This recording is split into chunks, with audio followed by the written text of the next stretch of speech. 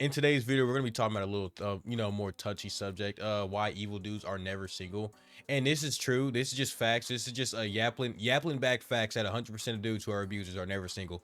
Back stacks back by yappling. No source needed. Source, trust me, bro. All joking aside, though, this is actually something that really shouldn't be acceptable. The fact that evil dudes are always never single and always have someone to hit on or abuse or cheat on. And I'm not pandering, bro. So don't go in the comments talking about this nigga's pandering to women. I'm not pandering. This is just a think piece I've always wanted to see and explore more why on. So I really would like y'all to comment down below stuff I may have missed or something like that. I would really love get to the bottom of this. I wish I had a monocle right now. I wish I had been like Sherlock Holmes with a monocle and all that. But let's go ahead and get straight into the video. And also, I would really appreciate if you like and subscribe to the video. We're on the road to 50 subscribers. I know it's not that much, but everyone has to start somewhere. Let's go ahead and start delving into the reasons on why I think evil dudes are never single. There are a wide array of reasons. I'm not gonna cover everything in this exact video. I have reasons and I have examples of dudes like celebrities and maybe even people I knew like locally. I'm not going to say their names for obvious reasons. So let's go ahead and get into the first reason why I think evil men are never single. Obviously, first things first, attractiveness. Now, black pill aside, we all know that girls will usually go for the more attractive man. I mean, that's just kind of facts. Everyone goes for their attractive counterpart, someone that they're attracted to. Looks are the first impression. No matter how much you want to say, looks are usually the first impression. Especially like look on Data, look at Tinder, bro. You're swiping right based on their looks, not their personality, unless they say like some sort of quirky thing in their like notes. And I mean, no one really cares to look at the notes. They want to look at your face first. So yes, attractiveness is definitely a reason on why, because if they like say you got like uh an objective 10 out of 10 dude, but he literally abuses you and cheats on you, it could also be for bragging rights. It could be like, man, I got him though. He may beat the dog shit out of me, but I got him. And that's not a mindset that you should necessarily have. No, not necessarily. You should not have that mindset at all, bro. If they're attractive and they're hitting on you and they're cheating on you, you gotta leave, bro. You can always find someone better. I believe that there's someone for you. No matter how attractive you are, no matter how anything, there's always someone for you. And also, I'm gonna go ahead and add into this on top of this topic. I don't understand this. I don't think I've ever seen like an evil guy get with the evil like woman. You know, like how in JoJo's Bizarre Adventures, yes, I'm gonna bring an anime, how Stan used to attract each other. It's like the opposite. It's like on magnets, like where you have plus and plus, you try to put plus and plus together. That's like how it is when it comes to evil men and evil women. I don't ever see them get together. Every time it's an evil girl going after like an innocent nice guy, or it's an evil dude going after an innocent nice girl, bro. I've never seen them together. It's like I have a theory to where I think that the evilness, like they can just rate, they can like sense their evilness, like all, like how Goku can sense ki or something like that. Like they both got like some sort of like type of Sharingan where they can sense like the evilness off of each other, bro. They got like the Mangekyo or something like that, bro. But let's go ahead and get onto the next topic on why I think evil people are never truly single. They're charming.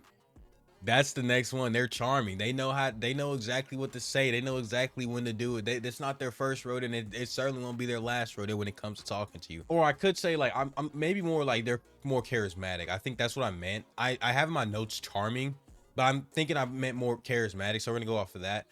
They have more they have more charismatic qualities to themselves. It's a compelling attractiveness or charm that can inspire devotion in others. Like I said, charismatic in other words, Riz, you have a way with your words. You know exactly what to say and what not to say. You can also do a lot more things when you're more charismatic and you're more attractive, because attractiveness does have a factor into your charisma. I have a really good example of someone like that is, I would say, pretty charismatic, seeing as that they're I think they might be a billionaire now at this point. Don't know how they still have a career. Actually, no, I do know exactly how they have a career.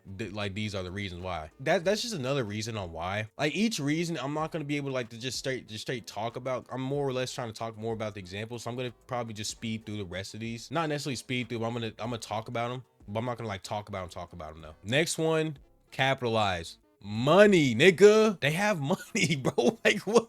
Like come on, bro. An evil dude with money is always gonna have a girl with him. I mean, that's just the truth, bro. I'm not trying to sound like some sort of nigga, like an incel or something like that, bro. But like money is the root of all evil, somewhat, depending on how you use it. I don't think money is technically the root of all evil, but I think it's how more or less you perceive money and how the use of money. But bro, if you have a lot of money, look at all these billionaires, stuff like that. Look at that, that certain island, bro. When you have a lot of money at stake and no one's looking, you can do whatever you want, especially if you're in power. You can do what you want, man. I mean, as fucked up and as scary as that sounds, that's just the truth, bro. Money is something that, like, I think I've even seen a TikTok about this, but I think like this may have been like in 23 or 24. If I can find it, I'm definitely gonna put it up. Some females say if my husband gives me $1 million, but he abuses me and cheats on me, then I take it. And sometimes, can I blame them? Obviously that's bad, but can I truly blame them though for $1 million? Like $1 million is $1 million,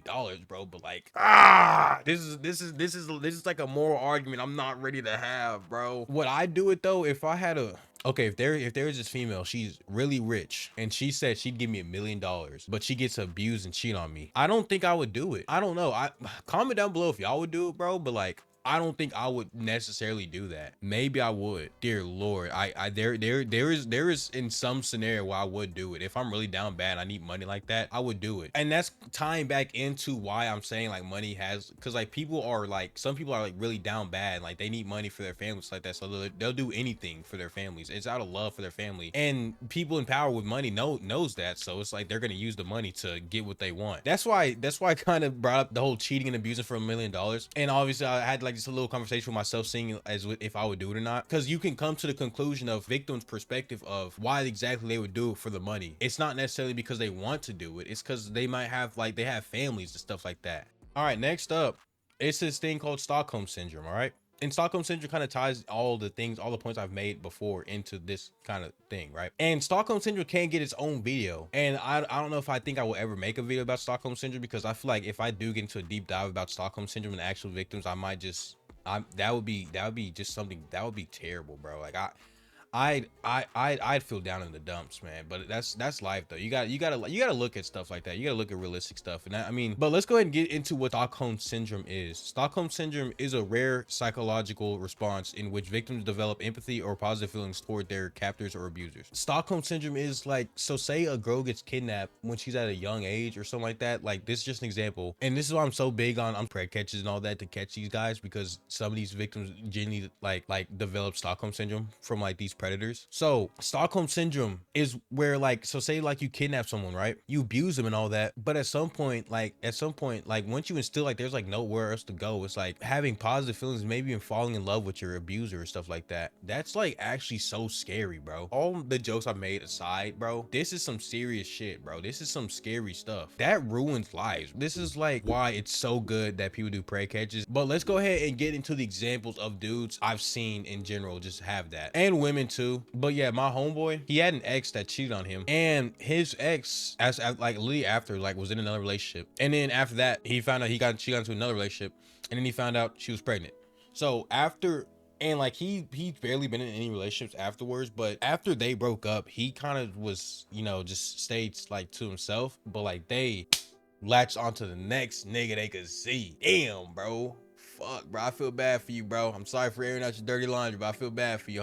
I hope you feel better, gang. And let's go ahead and get to the artist of the day. The artist I'm gonna talk about. Maybe I may even talk about another artist / producer, but Chris Brown. Now, we all know what Chris Brown did, so I'm not gonna go ahead and go and delve into that situation, but he is someone, if he wanted to, the snap of a finger. And also, I forgot to say this, but fame also and clout also brings a big part in why evil men can have a lot of partners at the snap of their hands, seeing as Chris Brown has those things.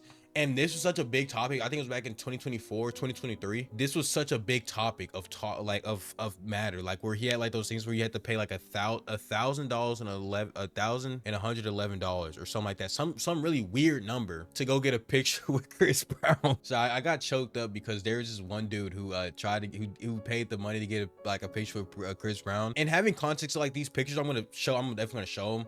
but like it's Chris Brown like straight up like grabbing cheeks and stuff like that. Like that's literally the content of most of those photos, just getting like girls get their cheeks grabbed by Chris Brown. But there's this one dude who tried to get a picture and Chris Brown dapped the nigga up. He paid $1,000 for a dap, bro. I felt bad. Nah, Chris Brown, you know you dead wrong, gang. This is not the meet and greet this nigga was looking for. What happened to the other poses, huh, Breezy? What happened to them poses, huh? My dog paid $1,100, man.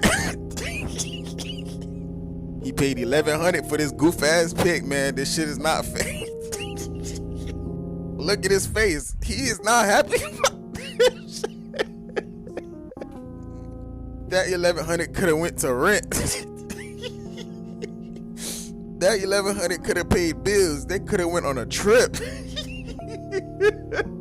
I'm saying that boy heater, you can see the steam coming off his head.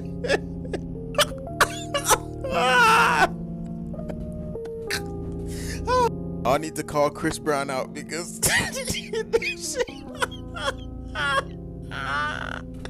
yo, I'm crying. Never meet your heroes. Never meet your heroes. That's all I got to say, bro. Don't ever meet your heroes. But getting back on topic, yes, that's what Chris Brown would do. He'd have like a special pass where he can take pictures with you, and he would, man. And there were some of these people that were in relationships too, bro. He did not care. He was making bread, bro, because they were paying $1,000. And like he made millions from that. He made like, I hope you know that he made millions of that from grabbing cheeks and stuff like that, bro. After he beat the dog shit out of Rihanna, bro, and he's still surviving because like he's a good artist and he looks good and he's tall too. It's like 6'1". That just goes to show if you make good music, then you can get away with a lot of stuff. Like R. Kelly, bro. Like if R. Kelly was a terrible artist, he would have been locked up like way earlier than he did get locked up. But bro, there were so many people saying free R. Kelly. Yeah, free R. Kelly, nigga. No. Oh, come on now. Come on, dog. And also, Ray Rice. I looked it up. I'm like almost dead sure that Ray Rice, his girlfriend that he hit, they're still together to this day. They met in 2008 and they got married in 2014 despite facing significant challenges, including highly publicized domestic violence. She stood by him advocating for relationship and family, but I feel like that's just not a place to advocate for relationship and family, especially if he beats the dog shit out of you. Cause like that's an NFL player, bro. Those niggas are strong, bro. They're in the top 1% of the top 1% when it comes to strength and athleticism, bro. Even if they're untrained, a hit from an NFL player is gonna hurt. This was more of a yap sesh, bro. Like this wasn't even like a word essay as I tried to have it, but like, yeah, this is going, we're getting towards the end of the video.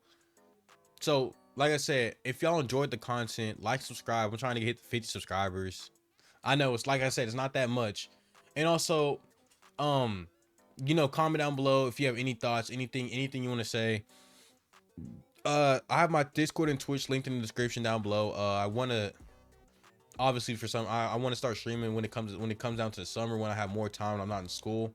And Discord more or less that's gonna like go hand in hand with streaming, where like I'm gonna have like a media tab to where like I can send stuff and I can react to it and send links to videos and stuff like that, and I can react to them.